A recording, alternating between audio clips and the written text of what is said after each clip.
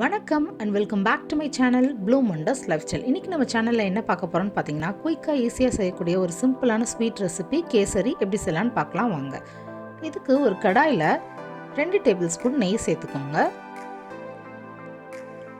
நெய் உருகுனதுக்கப்புறம் ஒரு 10லேருந்து 15 முந்திரி பருப்பை இதில் சேர்த்துக்கலாம். முந்திரி பருப்பை லைட்டாக வறுத்துக்கோங்க. இது வறுபட்டதுக்கு அப்புறம் கூடவே ஒரு கைப்பிடி உலர் திராட்சையை சேர்த்துக்கலாம். முந்திரியோட சேர்த்து திராட்சையும் நல்லா வதக்கிக்கோங்க. திராட்சை நல்லா பலூன் மாதிரி உப்பி வர அளவுக்கு வறுத்து எடுத்துக்கோங்க. இப்போ நம்மளோட முந்திரி திராட்சை நல்லா வறுபட்டுடுச்சு. இதை ஒரு பவுலுக்கு ட்ரான்ஸ்ஃபர் பண்ணிக்கலாம். அதே கடாயில் வேணும்னா கொஞ்சமாக நெய் சேர்த்து ரவையை வறுத்து எடுத்துக்கலாம். நான் கேசரி ரவை தான் எடுத்திருக்கேன். இந்த ரவையை நெய்யில் நல்லா வறுத்து எடுத்துக்கோங்க. அப்போ தான் நம்மளோட கேசரி டேஸ்ட்டாக இருக்கும். லைட்டாக கலர் சேஞ்ச் ஆகிற அளவுக்கு இதை வறுத்து எடுத்துக்கிட்டால் போதும். இது இப்போ நல்லா வறுபட்டுடுச்சு, வாசனையும் வருது. இப்போ இது ஒரு பிளேட்டுக்கு ட்ரான்ஸ்ஃபர் பண்ணிடலாம்.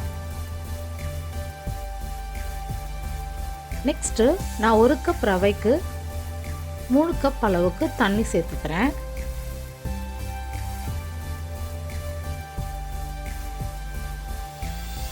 தேவைப்பட்டால் நீங்கள் இன்னும் ஒரு 1/2 கப் ஜாஸ்தியாக கூட சேர்த்துக்கலாம். 1 கப் ரவைக்கு 3 கப் தண்ணி கூட சேர்த்துக்கலாம். நான் இங்கே 3 கப் சேர்த்துக்கிறேன். இதில் ஒரு 2 ஏலக்காவை தட்டி இதில் சேர்த்துக்கலாம். கூடவே ஒரு 1/4 டீஸ்பூன் ஃபுட் கலர் சேர்த்துக்கிறேன். எல்லோ கலர் எடுத்திருக்கேன். உங்களுக்கு விருப்பப்பட்ட கலரை நீங்கள் இதில் சேர்த்துக்கலாம். இதை நல்லா இப்போது தண்ணியோடு சேர்த்து நல்லா மிக்ஸ் பண்ணி விட்டுருங்க. நமக்கு தண்ணி நல்லா கொதிச்சு வரணும். அப்போ தான் நம்மளோட ரவை வெந்து வரும்.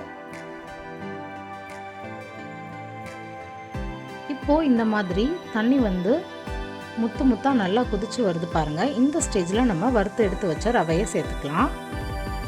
சேர்த்துட்டு சிம்மில் வச்சுட்டு கைவிடாமல் கிளறி விடுங்க. அப்போ தான் கட்டி விழாமல் இருக்கும். சப்போஸ் உங்களுக்கு கட்டி விழுற மாதிரி இருந்துச்சு அப்படின்னா நல்லா அழுத்தி விட்டு நல்லா கைவிடாமல் மிக்ஸ் பண்ணிக்கோங்க.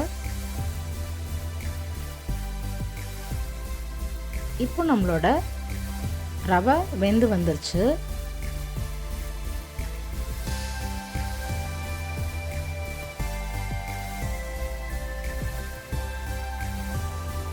இது கூடவே இப்போ இந்த ஸ்டேஜில் நம்ம 1 கப் ரவைக்கு 1 கப் சர்க்கரையை சேர்த்துக்கலாம்.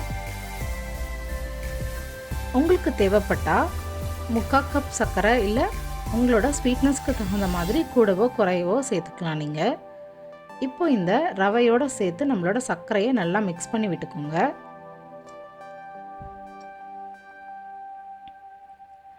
சர்க்கரை சேர்த்ததுக்கப்புறம் கொஞ்சம் நமக்கு இலகி வரும். அப்பையும் கைவிடாமல் நல்லா மிக்ஸ் பண்ணி விடுங்க.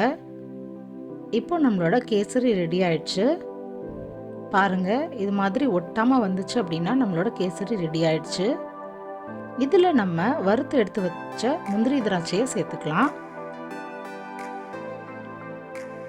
முந்திரி திராட்சையை சேர்த்ததுக்கப்புறம் இது மேலே உங்களுக்கு தேவைப்பட்டால் 2 டேபிள் ஸ்பூன் நெய் சேர்த்துக்கலாம். இது ஆப்ஷனல் தான். இந்த மாதிரி சேர்க்கும்போது நம்மளோட கேசரி இன்னமும் டேஸ்ட்டாக இருக்கும். நெய் சேர்த்ததுக்கப்புறம் நம்மளோட கேசரி நல்லா மிக்ஸ் பண்ணி விட்டுருங்க. முந்திரி திராட்சையோடு சேர்த்து நல்லா மிக்ஸ் பண்ண கேசரி இப்போ சூப்பராக ரெடி ஆயிடுச்சு.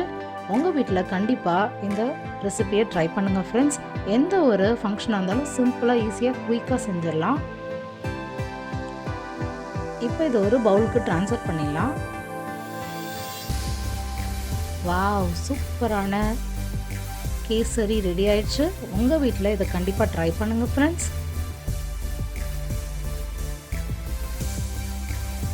உங்களோட விருப்பப்பட்ட கலரை சேர்த்து நீங்கள் இதை செஞ்சுக்கலாம். பாருங்கள் ஃப்ரெண்ட்ஸ், சூப்பரான டேஸ்டியான கேசரி இப்போது ரெடி ஆயிடுச்சு. எந்த ஒரு ஃபங்க்ஷனாக இருந்தாலும் ஈஸியாக சிம்பிளாக செய்யக்கூடிய ரெசிபிங்க.